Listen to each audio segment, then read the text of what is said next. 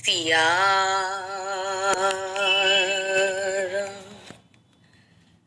बोल सांची दरबार की जय। बोल शहंशाह त्रिलोकी नाथ की जय। बोल जगत जननी माता जी त्वाडी सदा ही जय। खातिम जो पीर नू रब कर जानन, सिर सजदी रख नाम धियावन। आप हम सभी हजूर बाबा दलीप सिंह जी की प्यारी संगत सत्संग के बाद आरती पढ़ते हैं और उसके बाद अरदास पढ़ते हैं, जिसके शब्द इस प्रकार होते हैं। वे सभी हम सभी को याद है क्योंकि अक्सर पढ़ते हैं। संत जना मिले हरि जैसे गायो, कोटि जन्म के दुख मिटायो।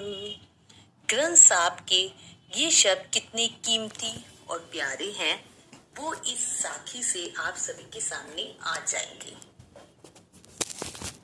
ये बात उन दिनों की है जब हजूर जी जयपुर में नाहरगढ़ रोड पर रहा करते थे और वहाँ रोज सुबह सुबह सत्संग हुआ करता था। हजूर जी के पड़ोस में एक सिंधी औरत रहा करती थी और आरती के बाद ये शब्द उसके कानों में पड़ते रहते थे। वो ये शब्द सुनकर बहुत हैरान होती थी कि क्या वाकई हकीकत में मिलकर हरि जस गाने से मात्र करोड़ों जन्मों के दुख मिट सकते हैं। वो मान ही नहीं पा रही थी कि वो कैसे हो सकता है। आखिर एक दिन वो सुबह सत्संग में शामिल होने के लिए मन बना बैठी कि देख कर आती हूँ। तो उस दिन वो सुबह सुबह लगभग 4 बजे वो नाहरगढ़ रोड पर हो रहे सत्संग में पहुंच गई। दरबार सजा हुआ था। एक तरफ औरतें बैठी हुई थी और एक तरफ सभी मर्द संगत बैठी हुई थी। हजूर साहब वहां पर विराजमान थे।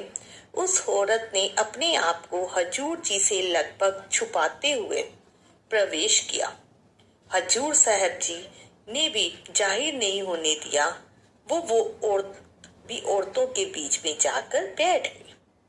सत्संग होता रहा और थोड़ी देर बाद सत्संग समाप्त हुआ और आरती पढ़ी जाने लगी। आरती की समाप्ति पर ग्रंथ साहब जी के वे शब्द पढ़े जाने लगे। संत जना मिल हर जस गायो, कोटि जन्म के दुख मिटायो। इन शब्दों के पढ़े जाने पर वो औरत एक बार फिर सोच में पड़ गई। अब सभी संगत एक एक कर बाहर आने लगी। वे औरत भी एक तरफ से बाहर की तरफ निकलने लगी।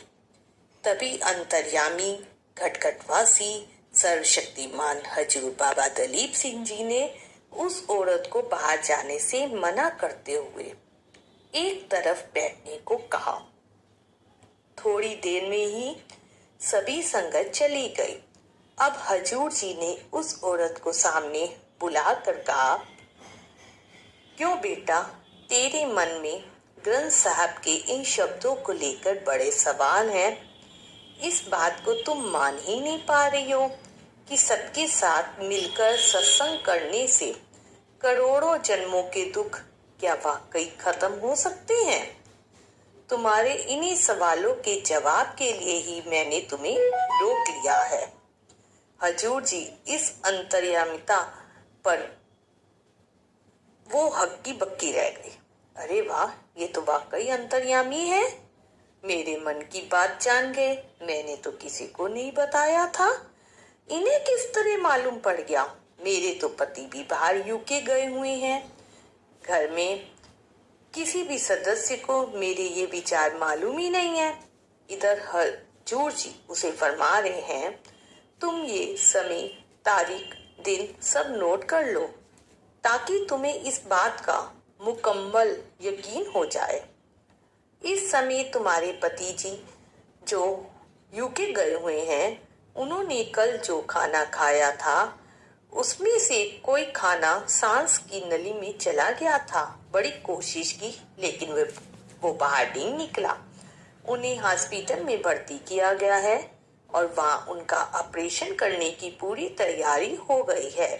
अब जो तुमने आज आधा पौन घंटे का जो हरी जस या हाजिर सब संगत के साथ किया है, उसका फल तुम्हें जो मिला है वो मुझसे सुन।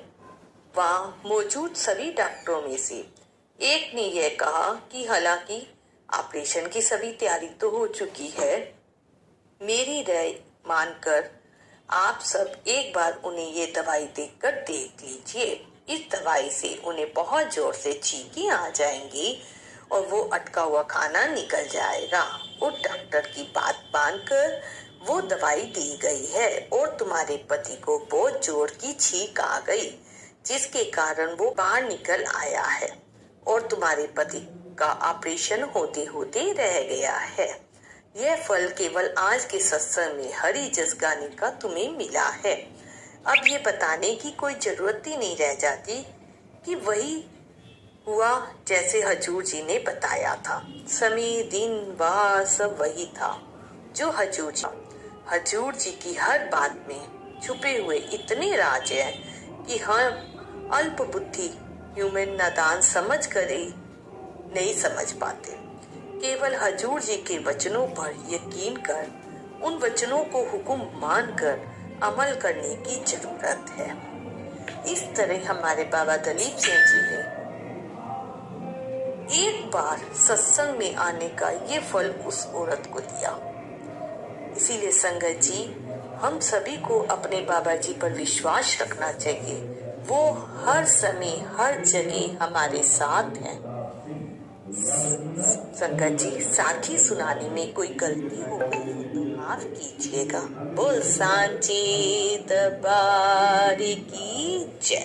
बोल जगत जननी माता ਤੁਹਾਡੀ सदा